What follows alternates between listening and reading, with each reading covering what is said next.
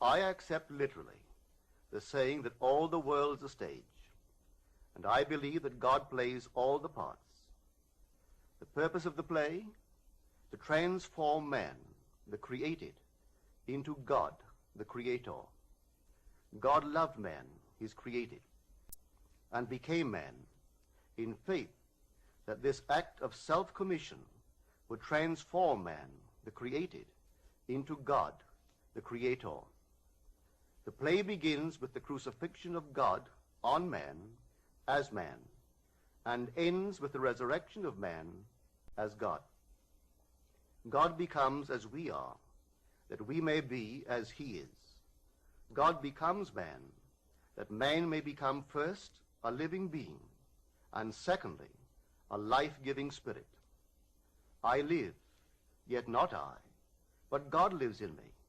And the life I now live in the flesh, I live by the faith of God, who loved me and gave himself for me. God took upon himself the form of man and became obedient unto death, even death on the cross of man, and is crucified on Golgotha, the skull of man. God himself enters death's door, the human skull, and lays down in the grave of man to make man a living being. God's mercy turned death into sleep. Then began the prodigious and unthinkable metamorphosis of man, the transformation of man into God. No man, unaided by the crucifixion of God, could cross the threshold that admits to conscious life. But now we have union with God in his crucified self. He lives in us as our wonderful human imagination. Therefore, man is all imagination, and God is man, and exists in us, and we in him. The eternal body of man is the imagination. That is God himself. When he rises in us, we will be like him, and he will be like us. Then all impossibilities will dissolve at the touch of exaltation, which his rising in us will impart to our nature. Here is the secret of the world. God died to give man life and to set man free. For however clearly God is aware of his creation, it does not follow that man, imaginatively created, is aware of God. To work this miracle, God had to die, then rise again as man. And none has ever expressed it so clearly as Blake. Blake says, or rather has Jesus say, "Unless I die, thou canst not live. But if I die, I shall arise again, and thou with me. Wouldst thou love one who had never died for thee, or ever die for one who had not died for thee?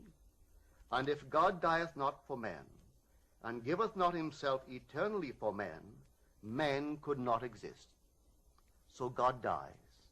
That is to say, God has freely given himself for man.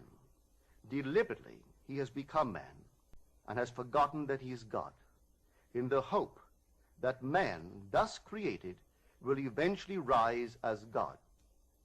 God has so completely offered his own self for man that he cries out on the cross of man, my God, why hast thou forsaken me?" He has completely forgotten that he is God. But after God rises in one man, that man will say to his brothers, "Why stand we here trembling around, calling on God for help, and not ourselves, in whom God dwells?" This first man that has been raised from the dead is known as Jesus, the first fruits of those who have fallen asleep. For man, God died. Now by a man has come also the resurrection of the dead. Jesus resurrects his dead father by becoming him. In Adam, the universal man, God sleeps.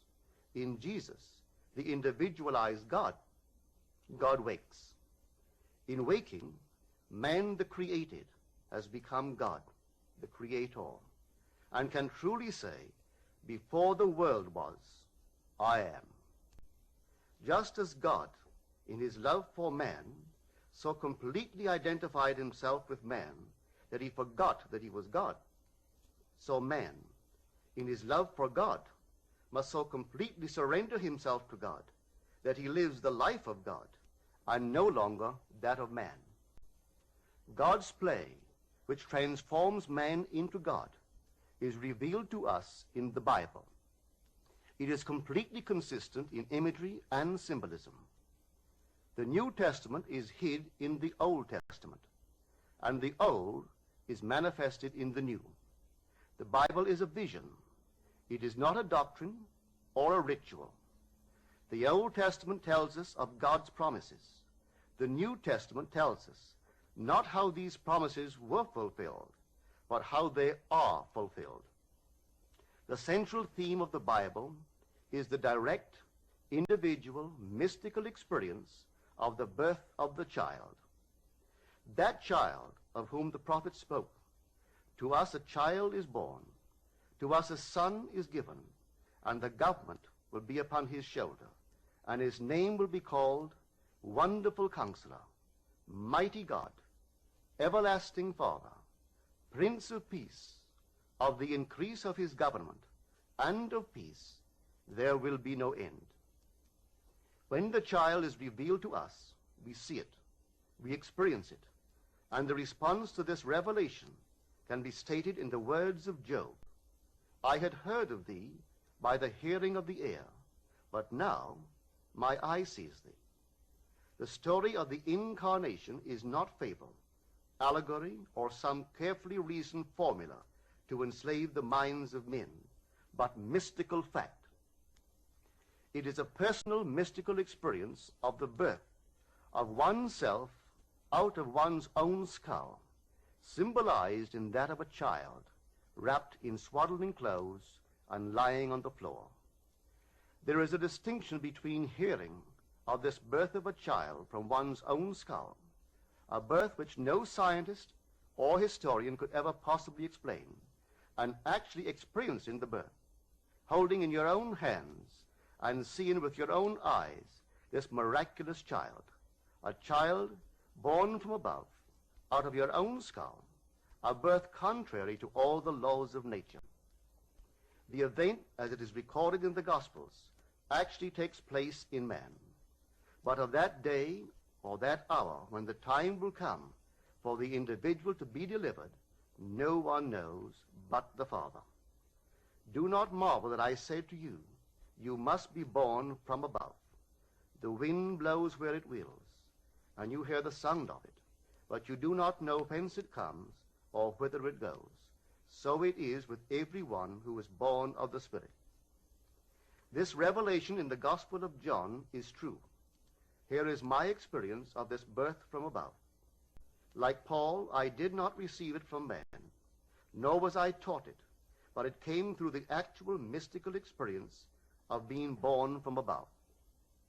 None can speak truly of this mystical birth from above but the one who has experienced it. I had no idea that this birth from above was literally true. For who, before the experience, could believe that the child, the Wonderful Counselor, the Mighty God, the Everlasting Father, the Prince of Peace, was inwoven in his own skull? Who, before the experience, would understand that his Maker is his husband, and the Lord of hosts is his name? Who would believe that the Creator went in unto his own creation, man, and knew it to be himself, and that this entrance into the skull of man, this union of God and man, resulted in the birth of a son out of the skull of man, which birth gave to that man eternal life and union with his Creator forever? If I now tell what I experienced that night, I do so not to impose my ideas on others, but that I may give hope to those who, like Nicodemus, wonder how can a man be born when he is old? How can he enter a second time into his mother's womb and be born? How can this be? Well, this is how it happened to me. A heavenly dream in which the arts flourished was suddenly interrupted by the most intense vibration, centered at the base of my skull. Then a drama as real as those I experience when I am fully awake began to unfold. I felt myself within my skull, trying to force my way out through its base. Something gave way, and I felt myself move, head downward, through the base of my skull. I squeezed myself out inch by inch. When I was almost out, I held what I took to be the foot of the bed and pulled the remaining portion of me out of my skull. There on the floor, I laid for a few seconds. Then I rose and looked at my body on the bed. It was lying on its back and tossing from side to side like one in recovery from a great ordeal. As I contemplated it, hoping that it would not fall off the bed, I became aware that the vibration which started the whole drama was not only in my head, but now was also coming from the corner of the room. As I looked over to the corner and wondered if that vibration could be caused by a very high wind, a wind strong enough to vibrate the window, I could not believe that the vibration which I still felt within my head was related to that which seemed to be coming from the corner of the room. Looking back to the bed, I discovered that my body was gone, but in its place sat my three oldest brothers. My oldest brother sat where the head was. My second and third brothers sat where the feet were. None seemed to be aware of me, although I was aware of them and could discern their thoughts. I suddenly became aware of the reality of my own invisibility. I noticed that they too were disturbed by the vibration coming from the corner of the room. My third brother was the most disturbed and went over to investigate the cause of the disturbance. His attention was attracted by something on the floor, and looking down, he announced, "It is Neville's baby." My other two brothers, in most incredulous voices, asked, "How can Neville have a baby?" My brother lifted the infant wrapped in swaddling clothes and laid him on the bed. I then, with my invisible hands, lifted the babe and asked him, "How is my sweetheart?" He looked into my eyes and smiled, and I awoke in this world to ponder this greatest of my many mystical experiences. One other vision I will tell, because it bears out the truth of my assertion that the Bible is mystical fact, that everything written about the promised child is in the law of Moses and the prophets and the Psalms, and it must be mystically experienced in the imagination of the individual. The child's birth is a sign and a portent, signaling the resurrection of the patriarchs in the imagination of him in whom the child is born. 6 months after the birth of the child, a vibration similar to the one which preceded his birth started in my head. This time, its intensity was centered at the top of my head. Then came a sudden explosion, and I found myself in a modestly furnished room.